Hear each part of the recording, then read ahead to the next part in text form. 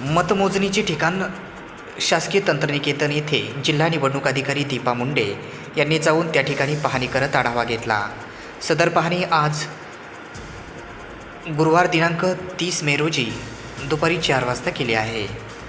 शासकीय तंत्रनिकेतन या ठिकाणी दिनांक 4 जून रोजी मतमोजणी होणार आहे। या ठिकाणी आज जिल्हा निवडणूक अधिकारी दीपा मुंडे यांनी त्या ठिकाणी भेट दिली आणि कशा प्रकारे मतमोजणी केली जाईल याची देखील माहिती माध्यमांना दिली आहे। मतदारसंघामध्ये 6 विधानसभा मतदारसंघ आहेत। प्रत्येक विधानसभा मतदारसंघामध्ये आपण 14 काउंटिंग टेबल ठेवलेलं आहे। प्रत्येक काउंटिंग टेबलवर एक काउंटिंग सुपरवायझर, काउंटिंग असिस्टंट आणि मायक्रो ऑब्झर्वर या पद्धतीची रचना आहे आणि एका फेरीमध्ये 14 पोलिंग बूथ त्या मतदारसंघामध्ये काउंटिंग होणार। तर एकूण लोकसभा मतदारसंघामध्ये एका राऊंडमध्ये 84 पोलिंग बूथची काउंटिंग होतो। प्रत्येक ARO लेवलवर एक फेरीच्या मतमोजणी झाल्यानंतर त्या सगळे RO टेबलवर कंपायलेशन होतो, मग राऊंडचे डिक्लेरेशन RO लेवलवर होतो। तसेच पोस्टल बॅलेटची काउंटिंग सकाळी 8 वाजता शार्प सुरू होणार आहे।